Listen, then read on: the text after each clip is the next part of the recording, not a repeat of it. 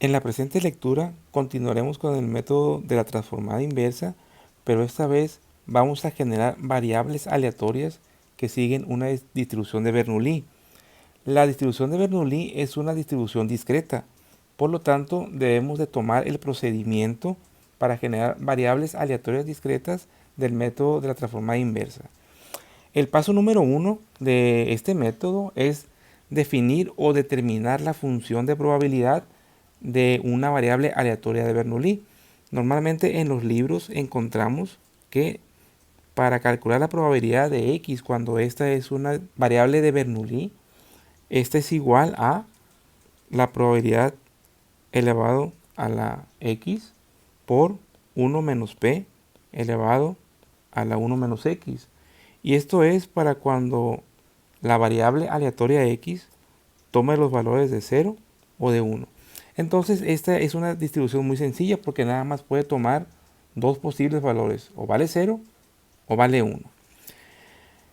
Posteriormente se calculan las probabilidades para cada valor de x, que como les comentaba nada más son dos, o es 0 o es 1. Entonces cuando x es igual a 0, la probabilidad de x es igual a 1 menos p. Y cuando x es igual a 1, la probabilidad de x es igual a p. Veamos con un ejemplo. Vamos a suponer que p es igual a 0.4. La probabilidad de ocurrencia de la variable aleatoria x es 0.4. Recordemos también que la media para la distribución de Bernoulli es igual a p. Por lo tanto, p es la media de la distribución de probabilidad de Bernoulli para este ejemplo en particular. Entonces, vamos a suponer que p es igual a 0.4.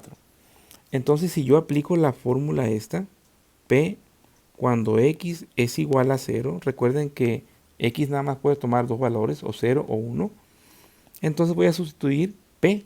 P vale 0.4 elevado a la 0 y lo voy a multiplicar por 1 menos p, que sería 1 menos 0.4, 0.6, elevado a la 1 menos 0, que sería elevado a la 1. Esto me va a dar 0.4 elevado a la 0, pues va a dar 1. Recuerden que toda base elevada al exponente 0 es 1. Y 0.6 elevada al exponente 1 es 0.6. Por lo tanto, cuando x es igual a 0 y p es igual a 0.4, entonces su valor es 0.6. Ahora bien, cuando x es igual a 1, sería 0.4 elevado a la 1 por 0.6 elevado a la 1 menos 1, que sería 0. En este caso sería 0.4 elevado a la 1 es 0.4 y 0.6 elevado a la 0 es 1. Por lo tanto, la probabilidad de que x valga 1 pues va a ser 0.4. Entonces estos dos valores de 0.6 los tendría que poner aquí y el 0.4 va acá. Y si ustedes se fijan, el 0.4 es lo que vale p. Ahora bien, como segundo paso es acumular los valores de la p de x. La p de x en minúscula es el valor puntual de la distribución de probabilidad y al acumularlo se convierte en la p mayúscula de x. Entonces, cuando x es igual a 0, pues la probabilidad acumulada de x va a ser 1 menos p. Y cuando x es igual a 1, va a ser la probabilidad de x igual a 1. Entonces, aquí con el ejemplo de p igual a 0.4, la probabilidad acumulada de x cuando vale 0, pues va a ser 1 menos 0.4, sería 0.6. Y si yo le sumo el 0.4, pues esto me tiene que dar 1. Este valor nunca va a cambiar. La probabilidad acumulada de x cuando x es igual a 1, pues va a ser 1. Una vez que ya tenga la probabilidad puntual y la probabilidad acumulada, ahora voy a generar una regla de correspondencia en donde yo voy a decir que x y puede tomar dos valores, o 0 o 1, pero siempre y cuando, en el primer caso sería si el número aleatorio pertenece al intervalo de 0 a 1 menos p, entonces x es igual a 0. Pero si el número aleatorio pertenece al intervalo, en este caso sería cerrado, de 1 menos p hasta 1 abierto, entonces x es igual a 1. Retomemos el caso cuando p es igual a 0.4. ¿Qué pasaría con esta regla de correspondencia? Yo diría xy va a ser igual a dos posibles valores, pero va a depender del valor del número aleatorio, de RI. Por lo tanto, yo diría si el número aleatorio pertenece al intervalo de 0 a 1 menos p, que sería 1 menos 0.4, sería de 0 a 0.6, entonces x es igual a 0. Pero si el número aleatorio pertenece al intervalo, en este caso cerrado, de 1 menos p, que es 0.6 a 1, entonces x es igual a 1. Igual, si yo dijera que p es igual a 0.5, supongamos, entonces la regla de correspondencia fuera xy toma dos valores, pero si el número aleatorio pertenece al intervalo de 0 a 1 menos p, que es 0.5, entonces x es igual a 0. Pero si el número aleatorio pertenece al intervalo cerrado de 0.5 hasta 1, entonces x es igual a 1. Entonces esa es la lógica de la regla de correspondencia, en donde todo va a depender del valor de p. Vamos a verlo con un ejemplo. Aquí nos dice que los datos históricos sobre la frecuencia de paros de cierta máquina muestran que existe una probabilidad de 0.2. P es igual a 0.2. Aquí ya nos está dando la probabilidad. ¿Cuánto vale P? De que esta falle. Y cuando esta falla, pues le vamos a asignar el valor de x igual a 1. Es decir, si sucede este evento de que falle, le asignamos x igual a 1. Y de 0.8, que es 1 menos P, de que no falle. Entonces, cuando no falla, le asignamos el valor de x igual a 0 en un día determinado. Significa que la escala de tiempo para simular es por día, porque así fue tomada la muestra. Luego dice generar una secuencia aleatoria que simule este comportamiento. A partir de la distribución de probabilidad de la variable aleatoria de Bernoulli con media de 0.2, recuerden que P es igual a la media, o que P es la media de la distribución Bernoulli. Y si en este caso P es igual a 0.2, la media es 0.2. Al aplicar la fórmula, recuerden que la fórmula es P de x es igual a P elevado a la x por 1 menos P elevado a la 1 menos x, cuando x toma el valor de 0 o 1. En nuestro caso, pues va a ser de la siguiente forma.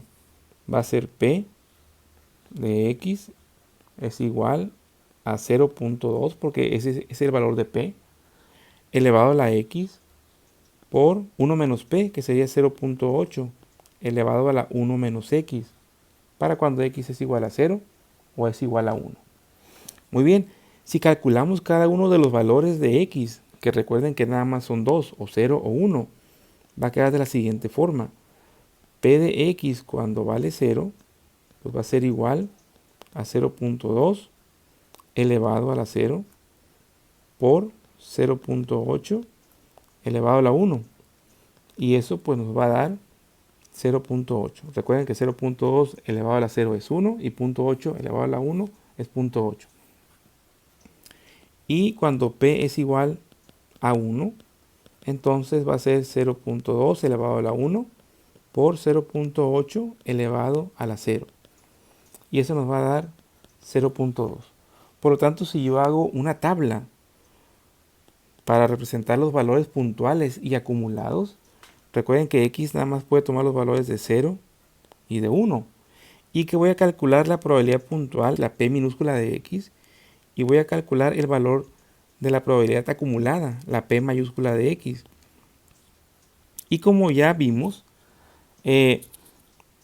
la p minúscula de x cuando vale 0 sería 0.8 y cuando vale 1 sería 0.2. Por lo tanto, si yo voy a acumular los valores, aquí sería 0.8 más 0.2 es igual a 1. Entonces, ahí ya tengo yo los valores. Vamos a hacer esta tabla de esta forma. Entonces ya tengo yo ahí los valores. Ahora bien, la regla de correspondencia vendría siendo de la siguiente forma. X sí puede tomar dos valores, pero si el número aleatorio pertenece al intervalo de 0 a 1 menos p, que sería 0.8, entonces x es igual a 0. Pero si el número aleatorio pertenece al intervalo de 0.8 a 1 abierto, entonces x va a ser igual a 1. De ahí ya podemos hacer una pequeña simulación. Como en este caso, la escala de tiempo es por día. Entonces vamos a simular, supongamos 5 días. Muy bien, aquí tenemos, como se pueden dar cuenta, aquí tenemos la regla de correspondencia que desarrollamos en el paso número 3.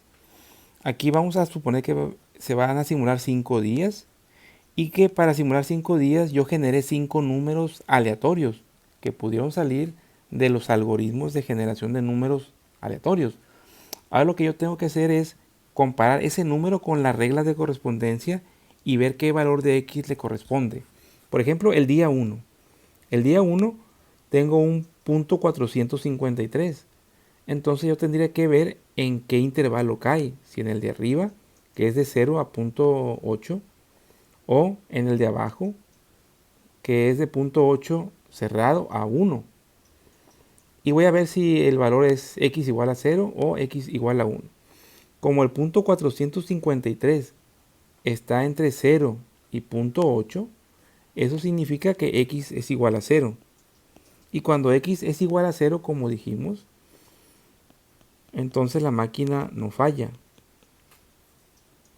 Cuando tengo un punto 823, ahí yo tengo que cae en el segundo intervalo, que es de punto 8, que es el equivalente a punto 80, punto 800 y así.